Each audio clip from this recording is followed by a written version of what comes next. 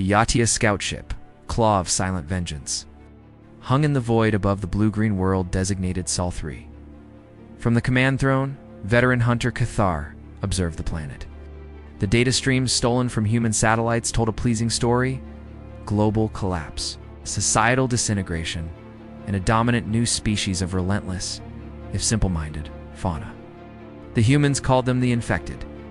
The Yautja translation matrix labeled them the unquiet, to Cathar and his hunting pack. They sounded like the most challenging game in the sector. Their drop pods slammed into the asphalt of a city named Philadelphia. The air was thick with the stench of decay and rust. The hunters emerged, their biomasks scanning the ruins. They were three: Cathar, the leader; his brood brother, Gorak, the young, eager blooder named Sen. Their plasma casters hummed, and their wrist blades extended with a satisfying shonk. The hunt began perfectly.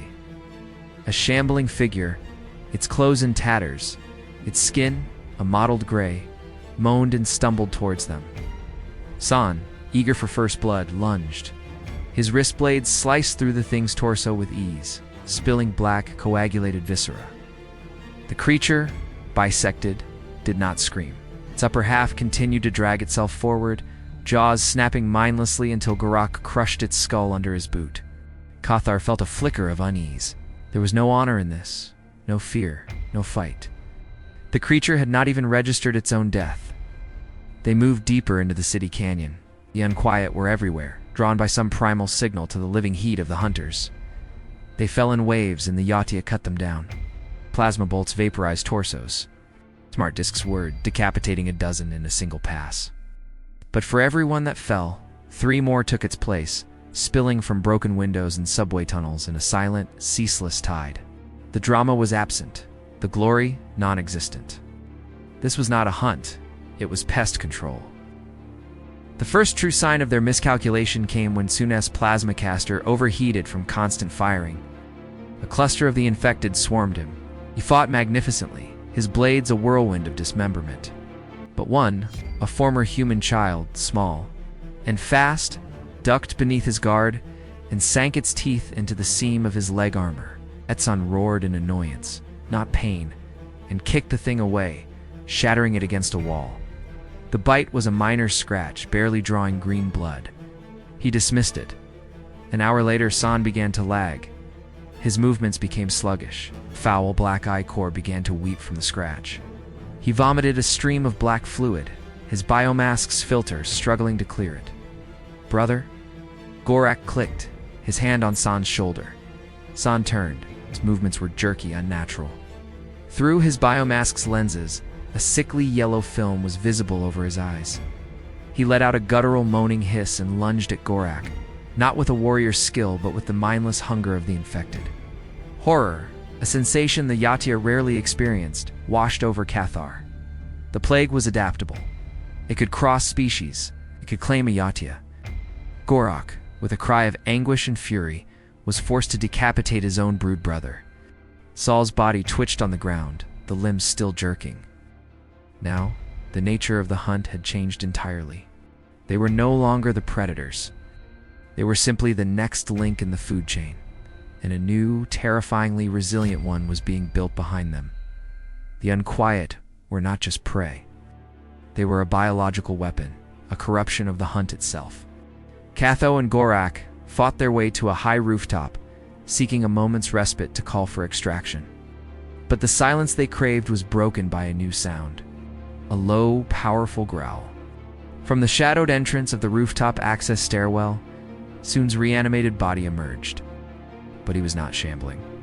The Yautja physiology had fought the virus, creating something new. He was faster, stronger, his muscles bulging with necrotic power. His own wrist blades, still extended, were now weapons for the plague. He moved with a predator's speed, but a zombie's single-minded purpose. Gorak met his charge. It was a brutal, heartbreaking clash. The two Yautja, once brothers, were a maelstrom of flashing blades and black ichor. Gorak fought to give Cathar time, but the infected son felt no pain, no fear of injury. He took a deep gash across his chest and used the opening to sink his teeth into Gorak's shoulder, pinning him while his own wrist blade stabbed upward into Gorak's thorax. Gorak died looking into the corrupted eyes of his kin. Cathar, the last of his pack, activated his self-destruct mechanism. A shrill beeping filled the air. He would deny this planet his body, his technology, its very DNA.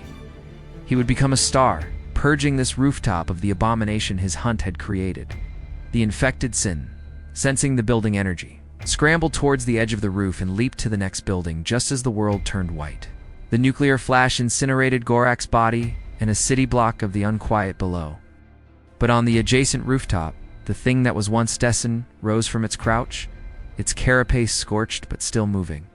On the bridge of the Claw of Silent Vengeance, the crew watched the data feed from Cathar's biomask terminate in a blast of static. The mission was a catastrophic failure. They had not only lost a hunting party, but they had potentially introduced a hyper-aggressive version of the plague into their own ranks.